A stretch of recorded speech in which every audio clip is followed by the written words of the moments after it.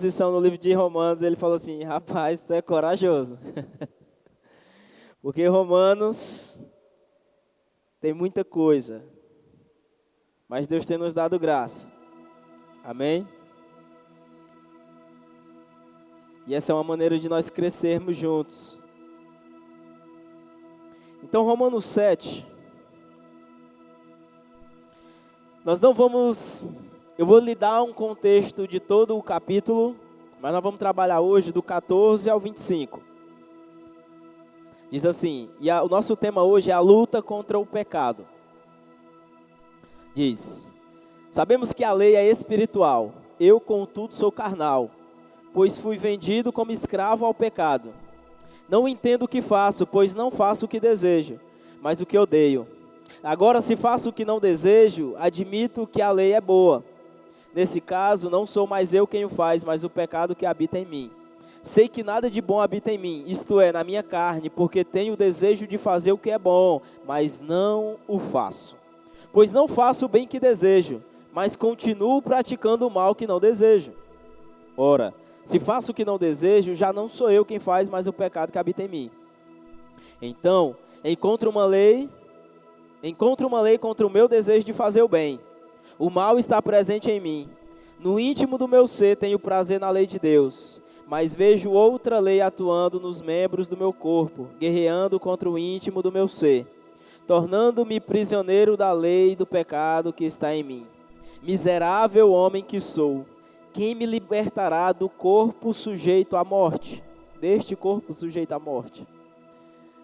Graças a Deus por Jesus Cristo, nosso Senhor, de modo que com a mente eu próprio sou servo da lei de Deus, mas com a carne sou escravo da lei do pecado. Vamos orar? Te louvamos, Senhor, pela Tua graça, bondade, pela Tua presença que é real nesse lugar. Que Teu Espírito nos traga iluminação, entendimento, Senhor. Nos conceda graça para sairmos daqui entendendo o que o Senhor quer falar conosco. Que isso nos transforme em nome de Jesus. Amém. Pessoal, se nós iniciássemos no início do versículo 7, e aqui é dividido em 3 temas. Tem um tema central, mas tem os subtemas. E logo no início do capítulo 7, tem aqui libertos da lei. Logo na epígrafe, o que é epígrafe? É o título da Bíblia. Algumas Bíblias têm um título em cima. A Bíblia no original não tem título, ela não foi escrita com títulos, nem com esses números dos versículos. Isso foi feito depois de muito tempo em alguns concílios para deixar mais fácil a organização e identificação de alguns textos. Por exemplo, a Bíblia King James, ela não tem títulos, algumas têm. Essa versão que eu estou usando, a NVT, ela tem título. Inclusive, eu estou usando o título da própria Bíblia, do versículo 14, que é a luta contra o pecado. Mas no início, tem libertos da lei, depois a lei de Deus expõe o nosso pecado. E Paulo vai dizer agora, irmãos, vocês que conhecem a lei, eu não vou ler todo, mas diz assim, não sabe que ela se aplica apenas enquanto a pessoa vive? Por exemplo, Paulo vai dar um exemplo aqui de um casamento. E aqui ele usa apenas como ilustração, não é uma doutrina, não é, na verdade, Paulo não está entrando em uma teologia do casamento. Ele só utiliza do casamento como ilustração. Com que finalidade?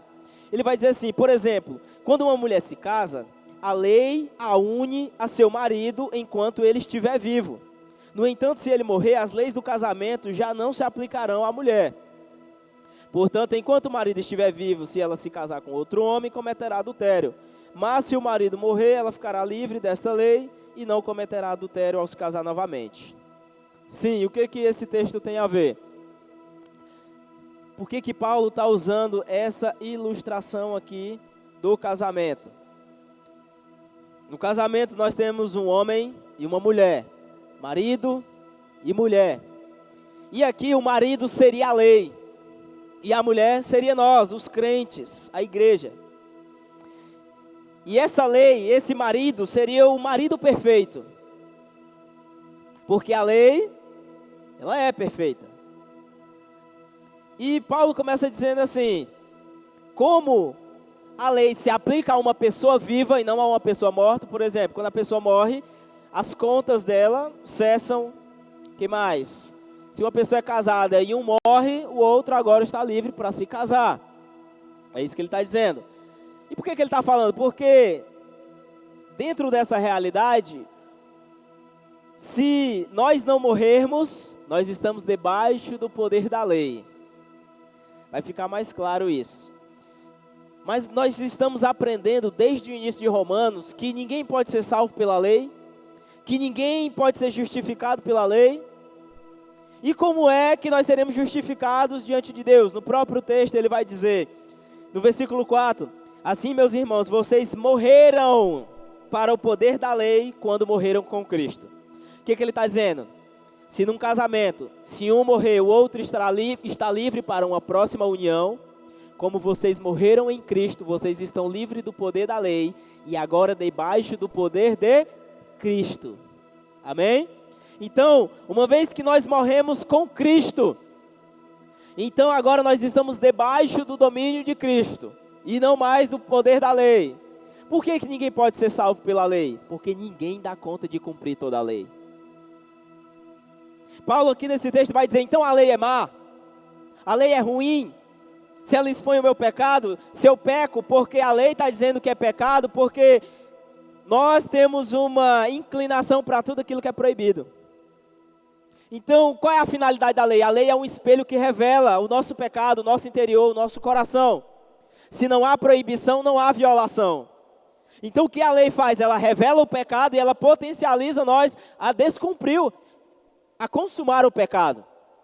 Então, esse início do texto é só Paulo falando da lei. Ele não diz que a lei é ruim, pelo contrário, a lei é boa, a lei é espiritual. O problema não, no versículo 14 foi o que nós lemos, né? O problema não está na lei, pois ela é espiritual e boa. Eu fiz um esquema visual aqui. Eu fiz uma leitura primeiro do texto, antes de entrar em alguns estudos mais profundos. E eu peguei a minha compreensão, um resumo geral e transformei isso meio que em um mapa mental bem simples. Só para resumir a ideia do texto. Libera aí para nós, por favor. Não sei se vocês vão conseguir identificar daí. Então Paulo vai focar em 3 coisas aqui. Nós vamos hoje ver sobre a lei, eu e Cristo, certo? O que Paulo fala sobre a lei? Que a lei, primeiro, é espiritual, certo? Não é apenas uma legislação natural, é uma condenação que não vai nos colocar em apenas um cárcere de grades de ferro, mas nos levará para a eternidade, da qual aquele que não tiver em Cristo Jesus sofrerá a pena da ira de Deus. Por isso não é apenas o aprisionamento do corpo, é a condenação da alma, por isso ela é espiritual. Ela é boa, ela não é má. O problema não está na lei, o problema está em nós. A lei de Deus é boa, inclusive alguns salmos vão dizer que sobre a lei de Deus ser boa, a lei de Deus ser perfeita. O Salmo de número 1 vai dizer que aquele que é bem-aventurado não vai andar segundo o conselho dos ímpios, nem se deter no caminho dos pecadores, nem se assentar na roda dos escarnecedores. Antes o seu prazer está na lei do Senhor, e nela medita dia e noite. Se o prazer dele está na lei do Senhor, logo ela é boa. E a lei revela o nosso pecado. Por quê? Porque a lei, ela proíbe algo e ao mesmo tempo revela. Por quê? Porque nós descumprimos aquilo que é proibido. Tá claro? O eu. Paulo aqui vai dizer o eu pecador. Uma natureza má, pecaminosa. 2 leis conflitantes, gerando uma guerra civil dentro do nosso peito, no âmago do nosso ser. Então existe uma condição de guerra, é isso que nós vamos entender. E a nossa condição de miserável. E Cristo, Salvador, nos liberta de nós mesmos. Faltou um acento ali, me perdoe. E nos liberta do domínio do pecado para o seu domínio. Certo. Vamos então mergulhar. Quando a gente olha o que Cristo faz conosco? O apóstolo Paulo escreve como se tornando um escravo de Cristo. Quando não somos escravos de Cristo, somos escravos da lei.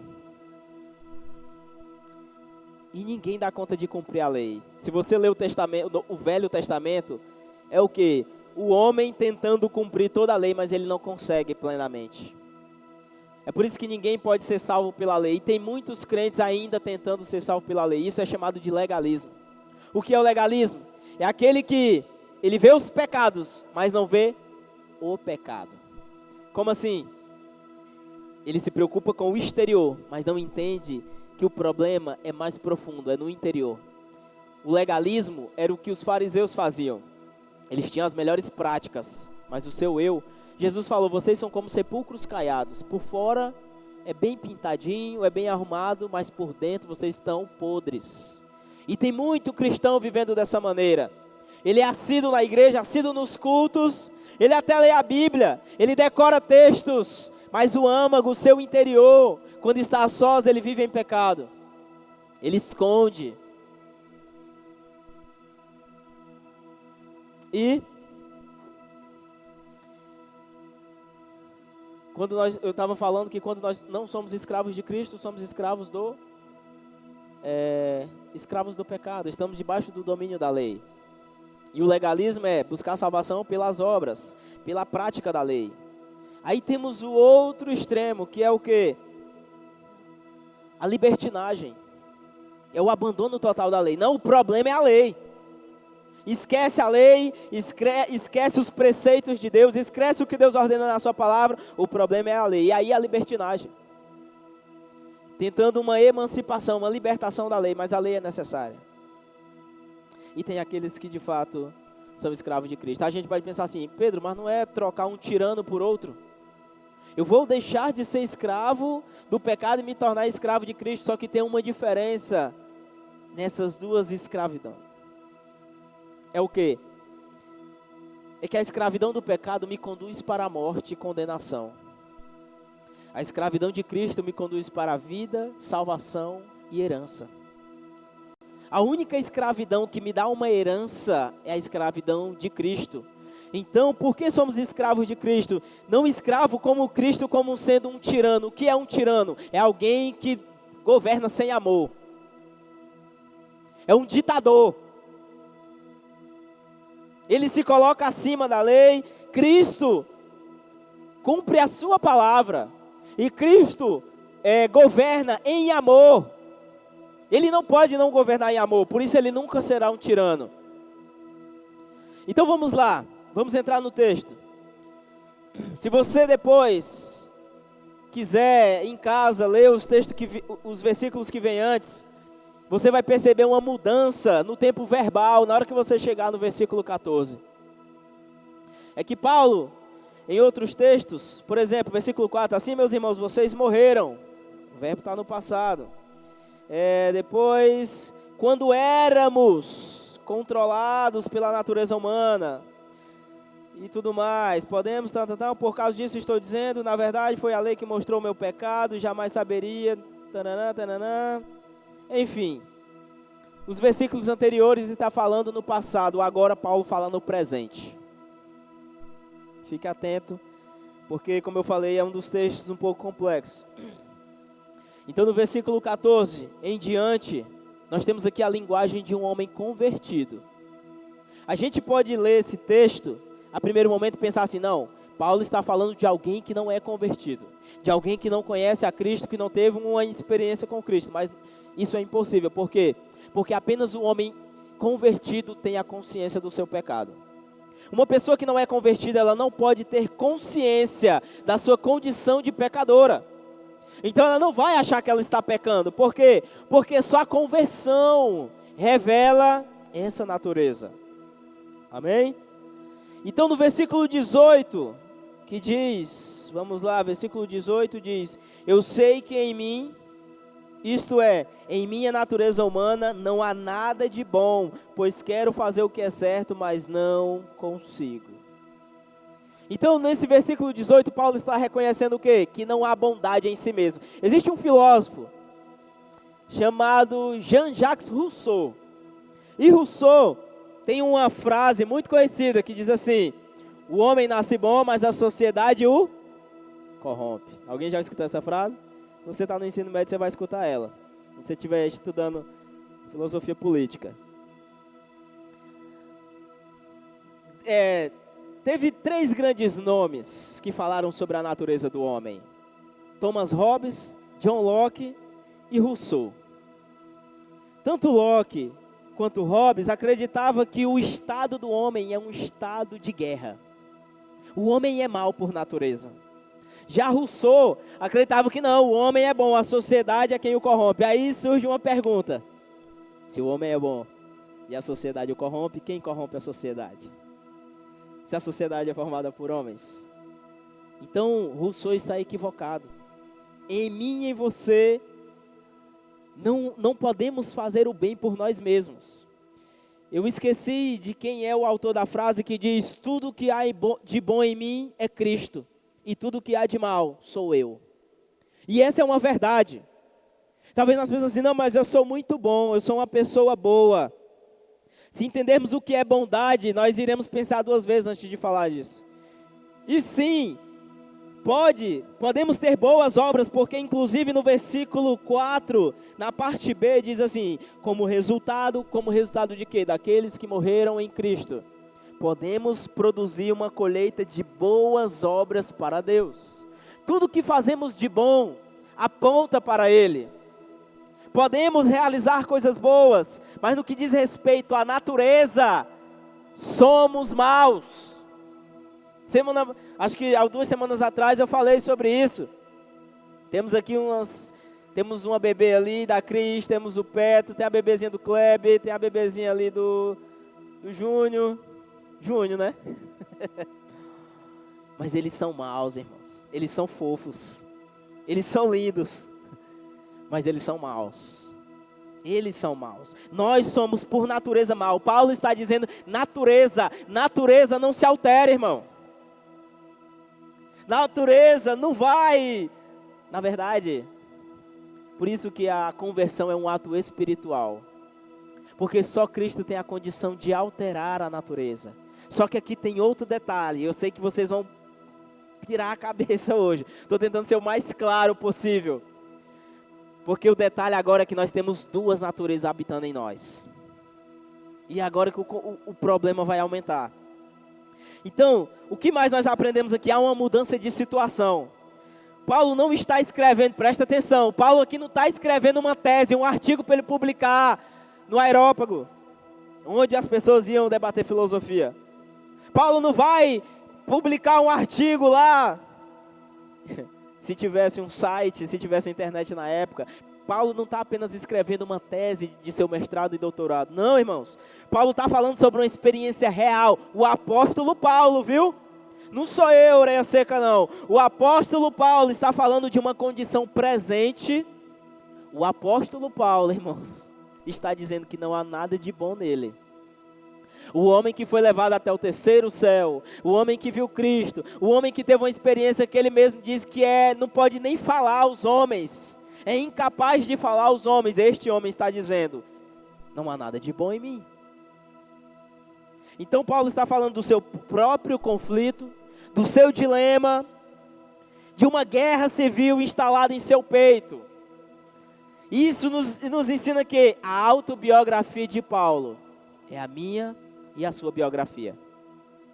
O que Paulo está dizendo não é apenas a realidade dele, é a realidade nossa, do nosso coração, do nosso ser, da nossa essência. Então essa parte do capítulo, do versículo 14 até o 25, vai nos revelar algumas coisas. Primeira delas, consciência do poder do pecado. Paulo está dizendo o quê? Está reconhecendo que ele está debaixo da influência e do assédio do pecado. O pecado está o tempo inteiro nos assediando, irmãos. O pecado é convidativo o tempo inteiro. O tempo inteiro eu estou lutando contra o pecado. O tempo inteiro nós temos que estar lutando contra o pecado. Contra o que olhamos, contra o que desejamos, contra o que cobiçamos. Paulo está reconhecendo que ele está debaixo do poder do pecado. Outra coisa que Paulo reconhece é que o pecado é um tirano que ele odeia, mas que ele não vence. Paulo está falando assim, tudo que eu quero fazer, presta atenção. Quantos de nós não somos assim? Versículo 19, eu quero fazer o bem, mas não faço. Talvez você saia daqui hoje, não, eu vou ler mais a Bíblia, eu vou orar mais, vou respeitar meus pais, vou honrar minha mulher, vou falar direito com ela, vou falar direito com meu marido, vou ser mais intencional e presente para os meus filhos, vou ser um funcionário melhor, vou ser um aluno melhor, vou ser um filho melhor.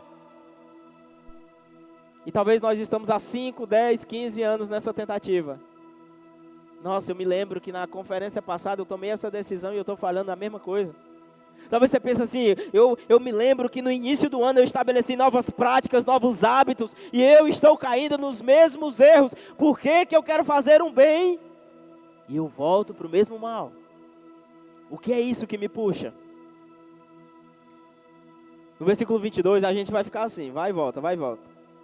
No versículo 22, irmãos, que diz o quê? Assim descobri esta lei em minha vida. Quando eu quero fazer o que é certo, percebo que o mal está presente em mim. Ou melhor, isso.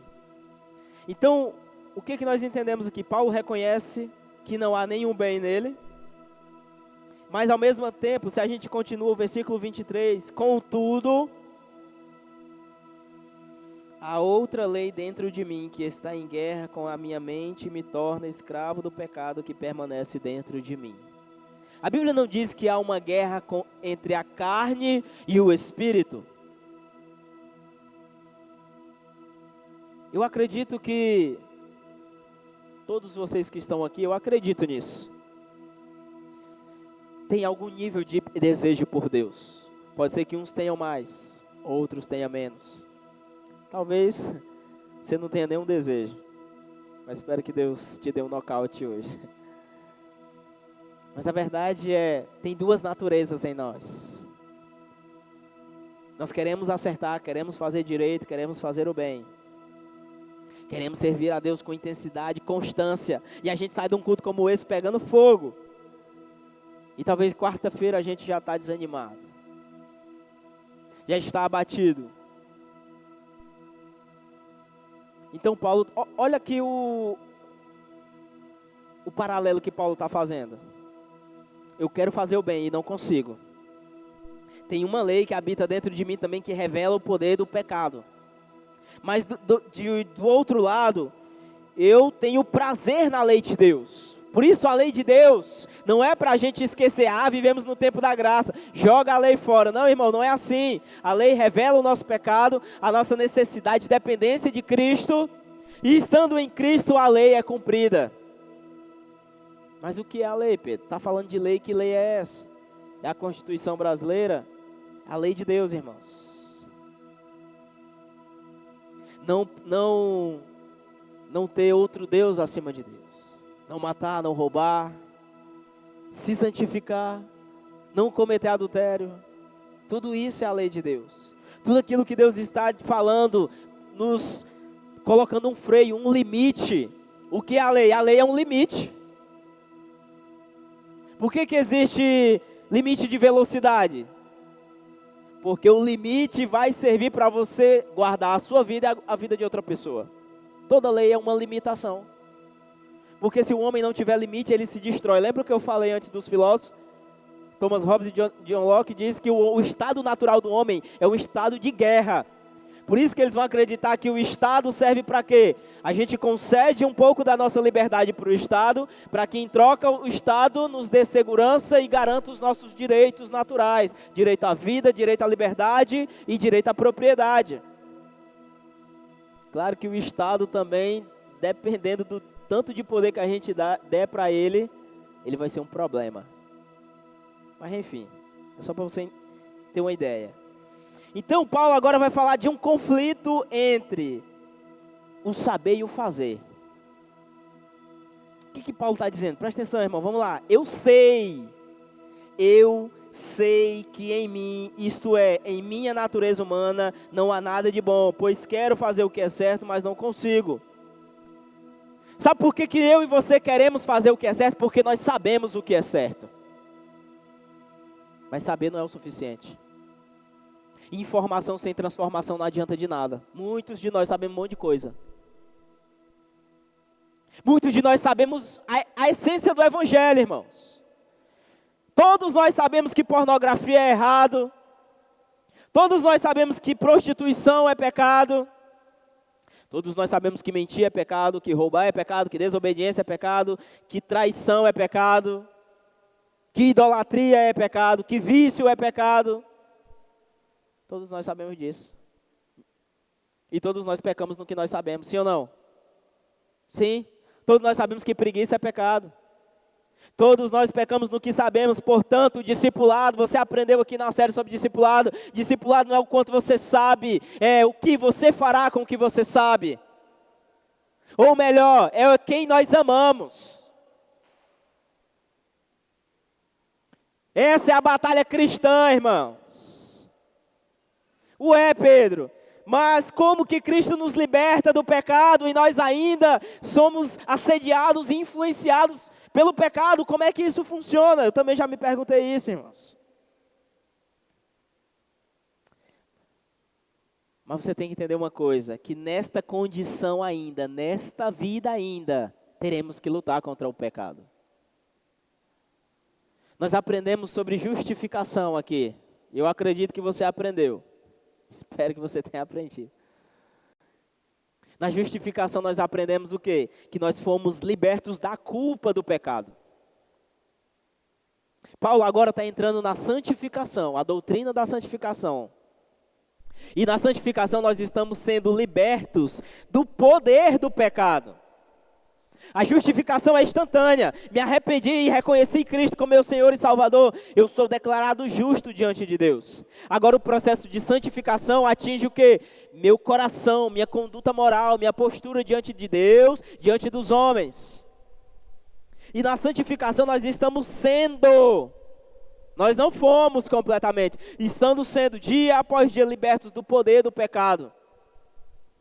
Então quando eu me converti, eu tinha muita dificuldade em uma área. E conforme eu fui caminhando, o Espírito foi me conduzindo em um processo de santificação e foi me dando mais forças para fugir daquilo. Não é que, isso aqui eu não caio nunca mais, isso aqui eu já estou forte. Não, irmãos. A minha queda foi quando eu pensei que eu não cairia mais em determinados pecados. Quando eu pensei assim, não, isso aqui eu já, eu sou querubim, aqui eu não caio mais não. E foi aí que eu caí. A santificação é, conforme você vai caminhando, você vai abandonando, fugindo do poder do pecado. Mas tem um detalhe, e aqui vai responder a sua pergunta. Por quê, Pedro? Que Cristo nos salva, mas nós continuamos desejando o que é mal. Porque eu ainda cobiço. Porque eu ainda quero ver imoralidades. Por mais que eu tenha nojo daquilo, mas por que de vez em quando me dá, eu sou tentado? Por que eu tenho que, quando eu estou rolando os vídeos aqui, vejo um vídeo de alguém atraente, eu tenho que fugir logo? Porque se eu não fugir, eu caio. Por que ainda, se eu tenho uma nova natureza, se o Espírito Santo está habitando em mim, por que ainda é tão difícil? Porque falta um outro estágio, e é por ele que nós esperamos. A glorificação. Na justificação fomos libertos de quê? Da culpa.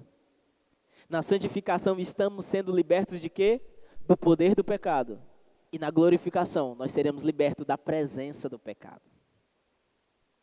Na glorificação com Cristo não haverá mais pecado de jeito nenhum. Nós não teremos mais que sofrer, nós não iremos mais sentir dor, nós não iremos mais ter que lutar e fugir, porque não haverá maldade de jeito nenhum.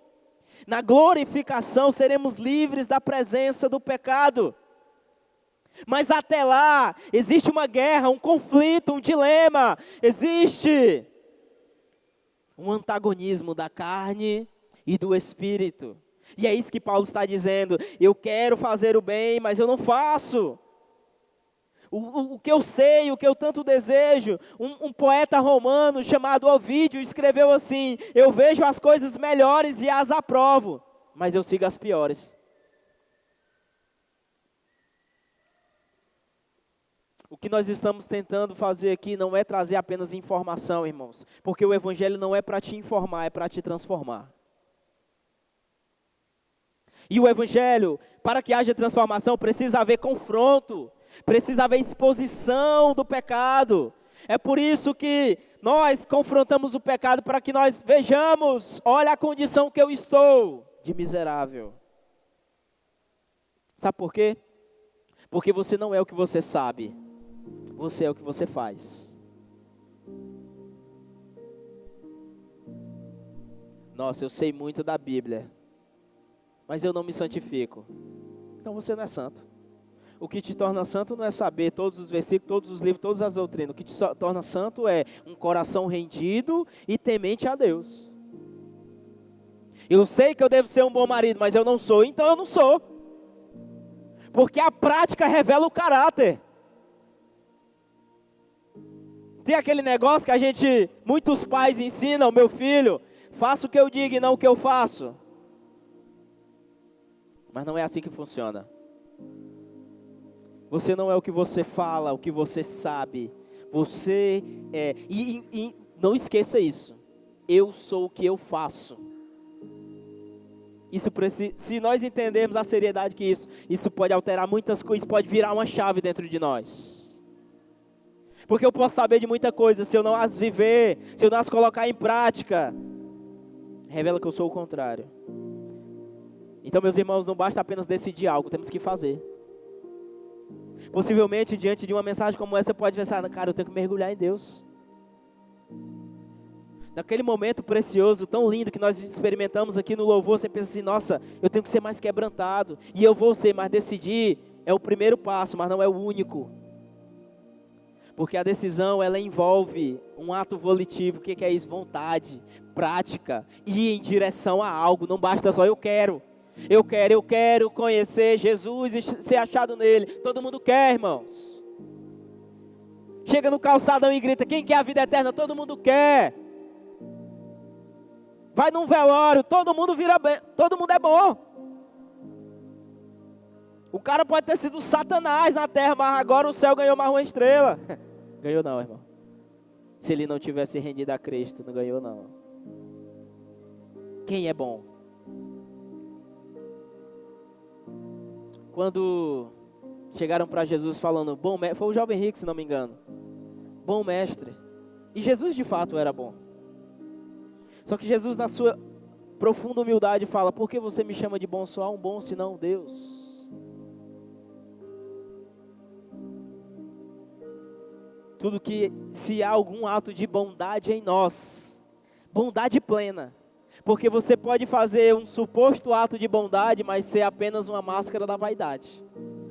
Você pode dar esmola para tirar um peso do coração, para pensar assim, tá vendo Deus?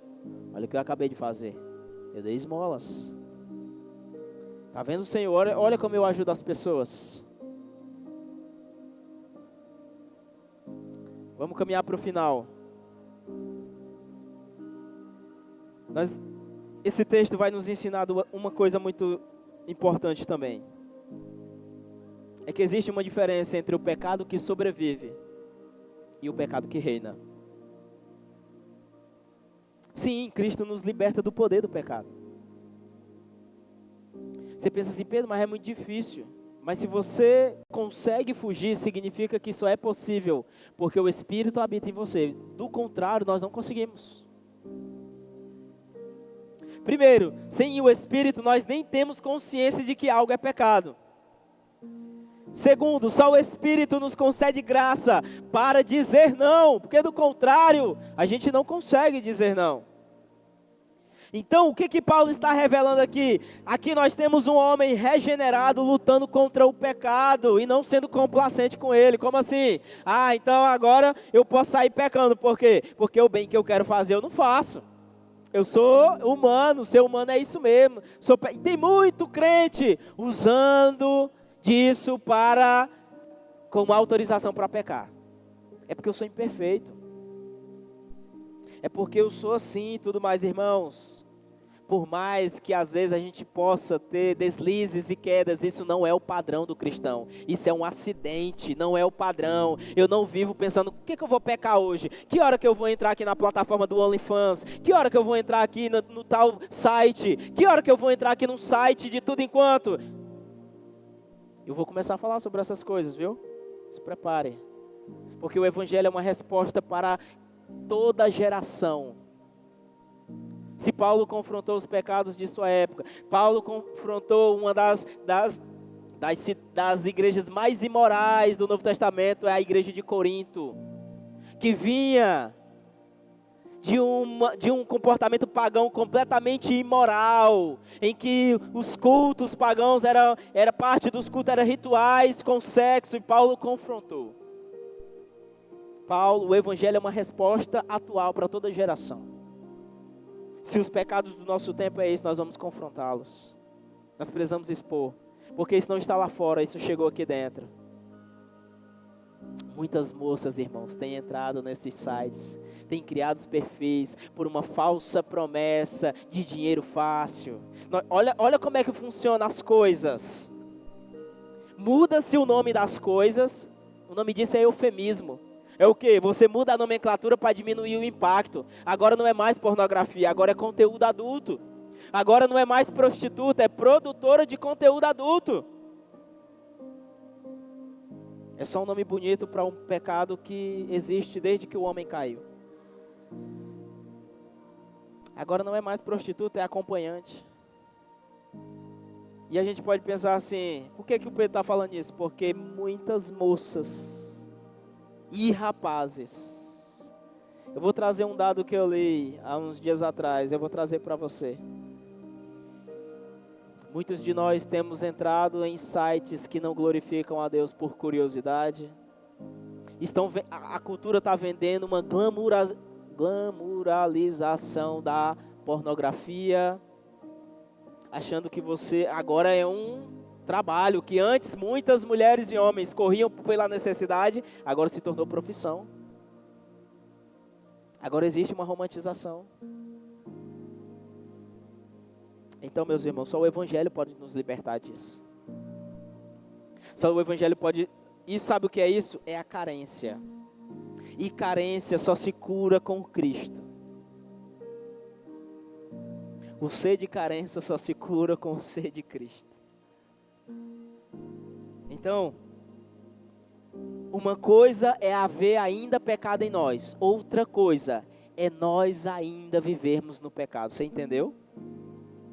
O que Paulo está dizendo? O pecado que habita em mim. Existe uma natureza má, mas também existe uma natureza santa.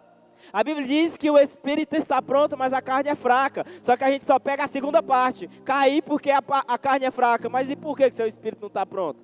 A Bíblia também não diz que o espírito está pronto? A carne é fraca, mas o espírito está pronto. Para quê? Para combater, para lutar contra isso. Então uma coisa é haver ainda o desejo em mim, mas eu não estou mais debaixo do poder do pecado. Por isso eu posso fugir. Por isso eu posso lutar. Então, uma coisa é haver pecado em nós, outra coisa é nós ainda vivermos no pecado. No versículo 18, novamente, Paulo, nós vemos a consciência da fraqueza, irmãos. A consciência da fraqueza, vamos lá, aguenta aí, estou finalizando. Eu sei que em mim, isto é, em minha natureza humana, não há nada de bom, pois quero fazer o que é certo, mas não consigo. Paulo está reconhecendo, sozinho por mim mesmo, não tenho essas condições. Mas não sou nova criatura? Mas sou uma nova criatura dependente de Cristo Jesus.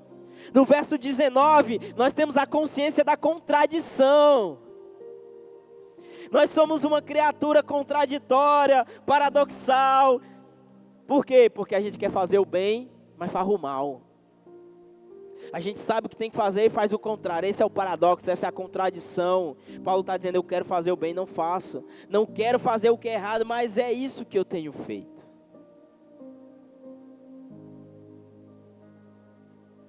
Isso aqui, Paulo está falando é dele. E ao passo que Paulo fala dele, ele fala de mim e de você, porque nós temos a mesma raiz.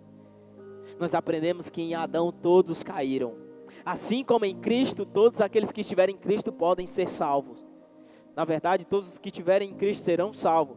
Mas toda a humanidade em Adão caiu, pecou. Então, irmãos, esse texto está nos revelando que nós temos duas naturezas, dois impulsos, duas tendências. E se não formos vigilantes, sim, cairemos. E ao longo da nossa jornada pode ser que a gente falhe. Ou melhor, a gente vai falhar, a gente vai pecar. Tem dia que você vai se exceder, tem dia que você vai estar no trânsito, você vai soltar um palavrão, espero que isso não seja um padrão seu. E nem muito menos uma desculpa, é porque eu me estressei. Mas se acontecer, se corrija, se arrependa, altere sua conduta. Mas lembre que o pecado não é corrigir o que está fora, mas o que está dentro. Porque só sai o que está dentro. É algo muito mais profundo, não é para a gente cair num legalismo. Vamos corrigir essa prática, não é só fazer, o que eu faço para não entrar em sites pornográficos? É só não ligar, é só não pegar o celular. Não, é amar a Deus mais do que tudo. E o amor a Deus mais do que a mim mesmo vai fazer com que eu tenha forças para fugir dessa imundícia. E no versículo 20, nós temos o que? A consciência da escravidão. Paulo está dizendo, então se faço o que eu não quero, na verdade não sou eu quem faz, mas o pecado que habita em mim. Se todos nós nascemos em pecado, Davi falou, em pecado eu fui concebido. Na nossa raiz está a maldade. Por isso que Cristo transforma o mais íntimo do nosso ser. E nós caminhando por final do versículo 21 a 23, nós vamos ver a guerra interior. O que é a santificação? É guerra. Ser santo é guerra. É declarar guerra. Guerra contra quem? Contra o diabo? Não, irmãos. Guerra contra mim. Paulo nem citou o diabo aqui. Paulo está falando o quê? Em mim há uma guerra constante. Como diz a música da Luma, uma guerra infindável.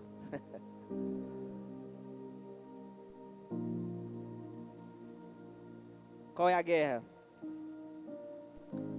Do crente que ainda luta contra o pecado, mas ao mesmo tempo, do crente guiado pelo Espírito que tem prazer na lei de Deus. Não é para a gente olhar para a lei de Deus e falar, a letra mata. A lei não tem nada, não. A lei por si só, sem Deus, não vai nos salvar, ninguém dá conta. A lei serve para isso, para mostrar que tem muita gente tentando ser salvo pela lei. Tem muita gente por aí pagando penitências. Pagando promessas vazias. Andando de joelho, andando descalço. Fazendo não sei o que, não sei o que, não sei o que, não sei o que. Isso não é preconceito, isso é realidade. Ninguém pode ser salvo por isso. Só Cristo pode salvar. Então, se nós temos de um lado essa guerra de um crente guiado pelo Espírito que tem prazer na lei de Deus, do outro lado nós temos o velho homem agarrado ao mal. E Paulo vai finalizar com um clamor, como se fosse um grito. Paulo está, talvez, tendo que lidar com a desesperança e ao mesmo tempo com a esperança. Ele diz, como eu sou miserável. Essa é a condição daquele que não tem Cristo. Se você está aqui nesse lugar hoje e ainda não entregou sua vida a Cristo, com muito amor, deixa eu lhe falar uma coisa. Você está vivendo uma miséria muito profunda. Tudo que esse mundo tem para te oferecer, por mais que pareça bom, são migalhas. O banquete que o mundo supostamente oferece são migalhas, são restos. O banquete da eternidade para os santos, para os que permaneceram até o fim, para os fiéis, é um banquete que não tem fim. Porque o diabo, ele nos dá com a colher, mas tira com a pá. O pecado é o falso marketing de que você será livre. Faça o que der na telha, você pode. Você é senhor do seu destino. Irmãos, quem é que dá conta de viver disso? Eu sou o senhor do meu destino. Quem disse isso? Outro filósofo, já citei ele aqui outras vezes, Jean-Paul Sartre. O homem é o senhor de si mesmo, do seu destino. Nietzsche falava isso. Mas esses mesmos homens tiveram que reconhecer que viver sem Deus é viver na angústia, no desespero e no sofrimento. Então olha o que ele diz: quem me libertará deste corpo mortal dominado pelo pecado? Para os gregos, o corpo era apenas a prisão da alma. Para os gregos, eles acreditavam que a matéria, o corpo, era inferior. Era apenas uma prisão. Inclusive, muitos interpretam esse texto baseado em um costume antigo de um certo povo que costumavam, tinha um rei, eu esqueci agora a informação exata, você pode pesquisar, que parte de uma punição era amarrar o indivíduo a um cadáver. Imagina, você infligiu uma lei, vai amarrar um corpo de uma pessoa morta a você até ela se decompor. Imagina você andando dia e noite com um cadáver amarrado a você. Misericórdia, né? Já é esquisito. Ano passado eu fui lá na Universidade de Selma fazer uma visita e entramos lá no necrotério lá, no curso de medicina, né? Meu irmão, é esquisito demais. Tu entra e tem uma pessoa morta assim, ó. Todo dissecado. Mas ao mesmo tempo é incrível porque o corpo humano é incrível. Mas tem gente que... Então já é esquisito. E a pessoa que vai apodrecendo amarrada a você? Então muitos acreditam que Paulo está citando isso. Mas na verdade, não é bem essa interpretação. Estou falando isso porque você pode ler e ver algo assim. Paulo está falando o quê? Da condição de fato. Quem me libertará dessa condição de pecador? Quem? E não é o Chapolin Colorado, irmão. Não é. Quem me libertará do corpo dominado pelo pecado? E aqui nós finalizamos essa mensagem. Paulo responde: graças a Deus, a resposta está em Jesus Cristo. A resposta está em Jesus Cristo. Nossa geração está adoecida.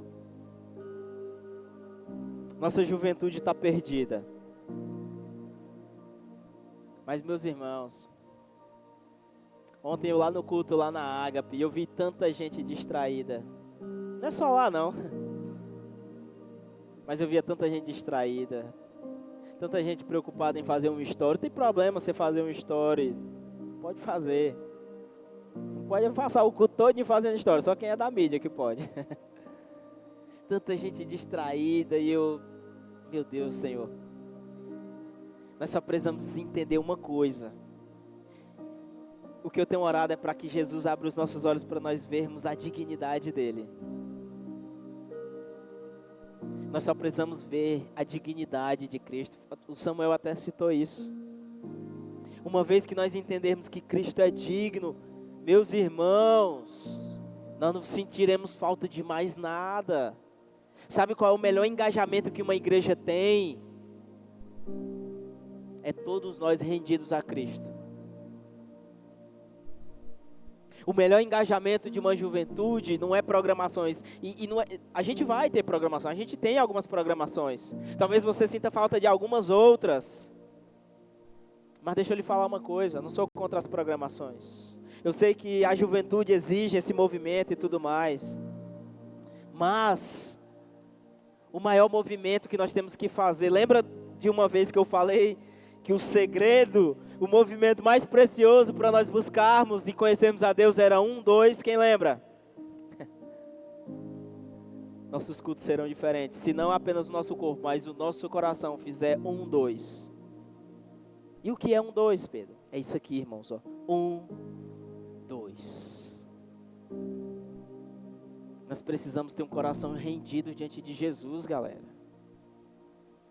O diabo não quer tirar vocês da igreja, não. Vocês acham que o diabo quer te tirar da igreja? Ele não quer. Ele basta ter você frio. E eu. Ele quer nos distrair. A maior arma do diabo vai ser para nos distrair. Porque uma pessoa distraída, em breve seu coração estará frio, gelado, indiferente, insensível, sem perceber, sem sentir. Sabe qual é o nosso problema? É que a gente vive de extraordinário. A gente quer um culto extraordinário, uma conferência extraordinária. A gente quer abrir a Bíblia e Deus falar de maneira extraordinária. Mas uma fé extraordinária, algo extraordinário que não sustenta o ordinário, irmão, não adianta. Samuel pode subir. E a equipe. Nós não podemos viver só de extraordinário. As minhas experiências a nossa experiência que a gente vai ter ao longo da vida, ao longo da nossa jornada, é para sustentar o dia a dia. O conflito. A alegria que nós vamos sentir em alguns momentos é para sustentar a tristeza que nós vamos enfrentar depois. A fé que Deus vai fazer florescer por meio de um milagre, por meio de uma bênção, é para sustentar os dias que virão, para lhe trazer incredulidade. E nós teremos que conviver com essa guerra.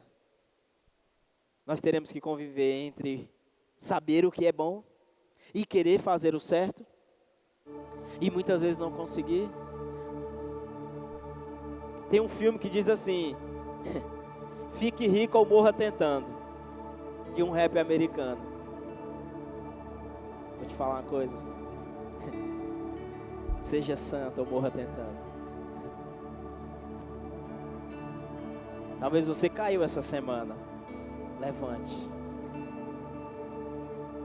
Talvez você pecou, talvez você chegou aqui só porque tinha que vir, desanimado talvez.